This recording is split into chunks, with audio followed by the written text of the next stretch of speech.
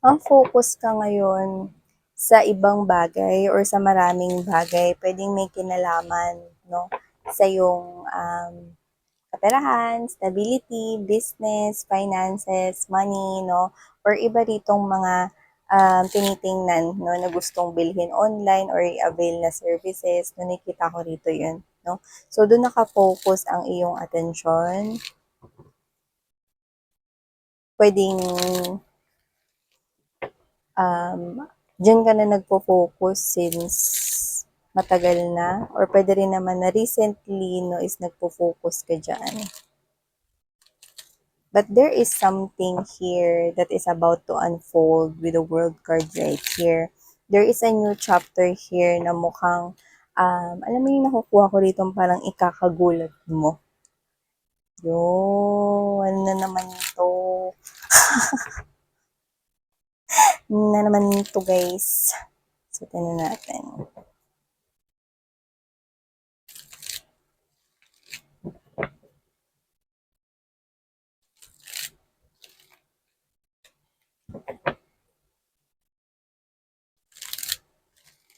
Okay, let's go.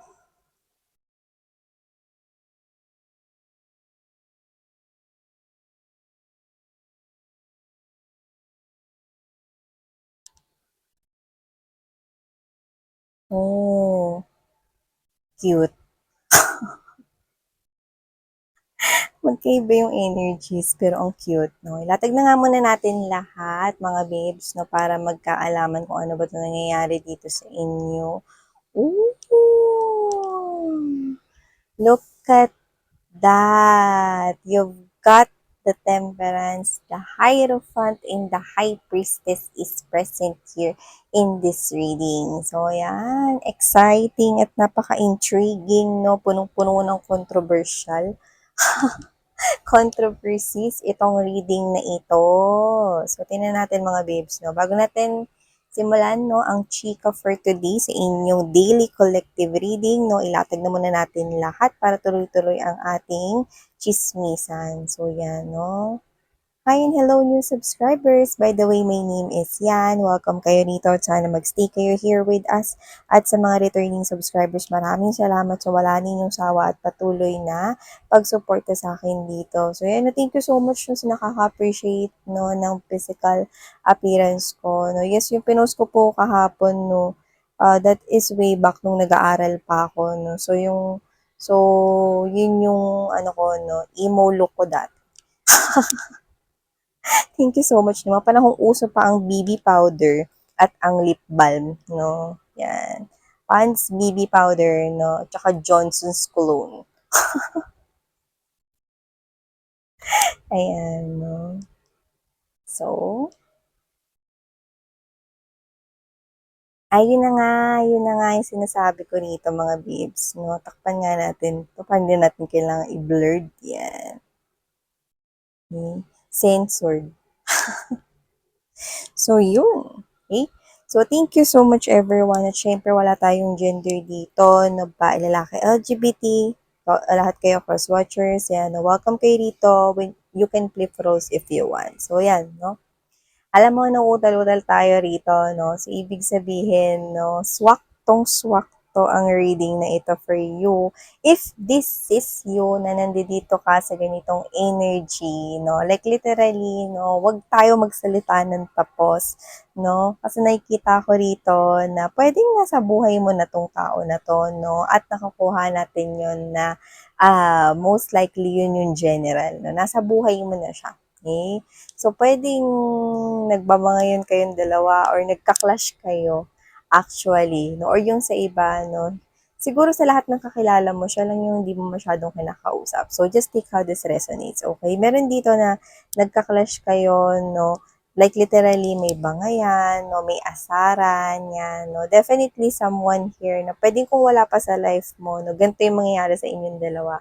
Okay? Hindi kayo yung type ng energy na unang kita pa lang, no, parang kayo to na mararamdaman mo na parang love at first sight ka sa kanya or whatever, no, hindi ganun yung nakukuha ko dito. Dito nakukuha ko na either siya yung hindi mo masyadong kinakausap or hindi mo masyadong kakausapin or siya ito na lagi kang mabibwisit at maiinis sa kanya. So, nakita ko rito that with this Seven of Wands energy and there's this Two of Swords energy, I'm getting two different energies here coming from two different individuals.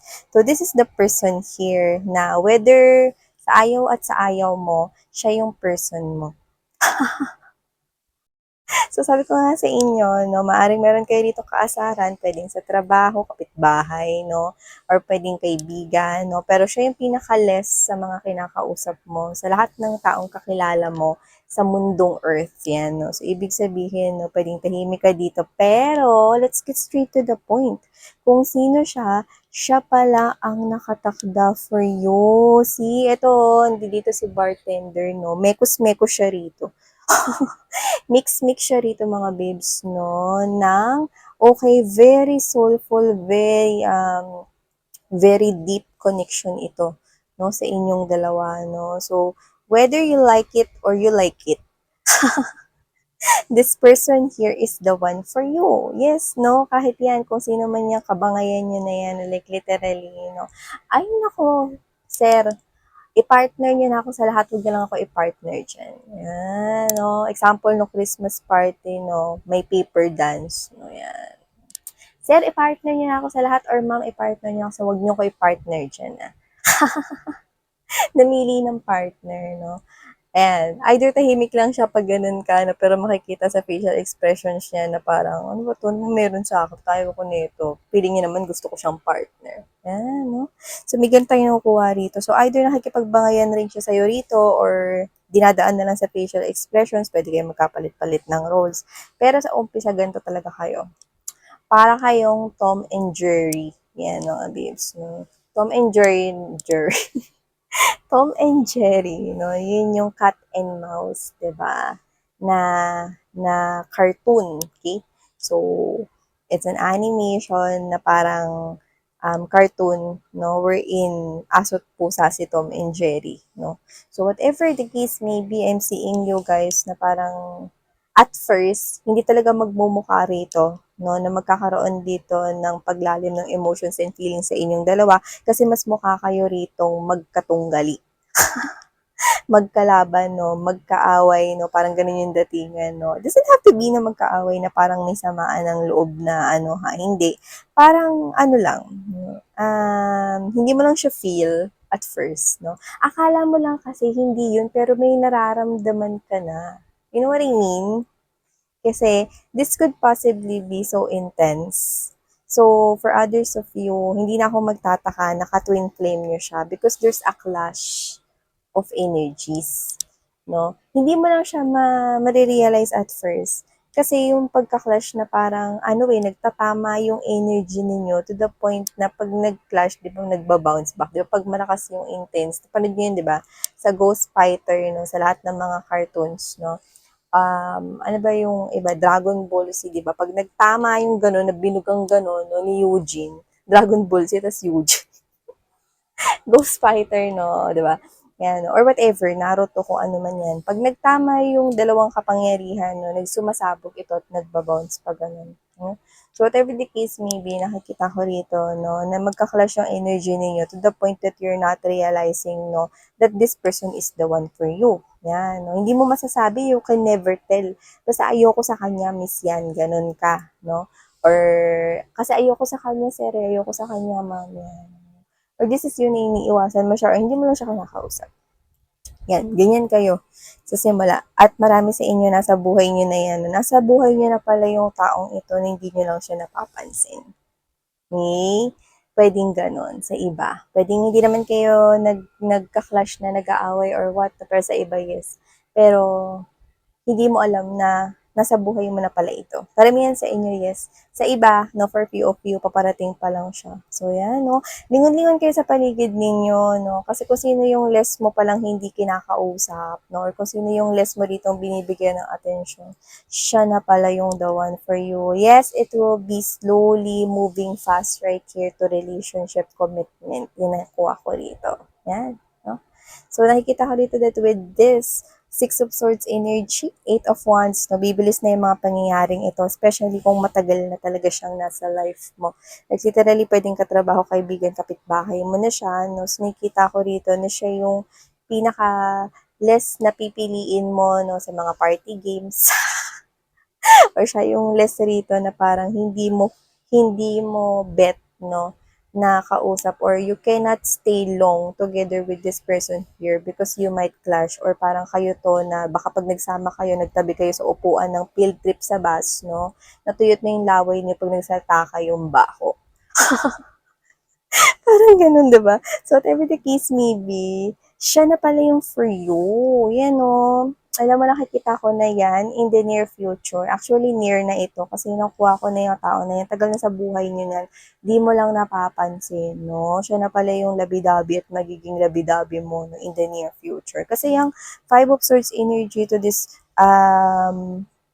page of one's energy, nakikita ko rito, no, that this is what you do not see coming with the moon.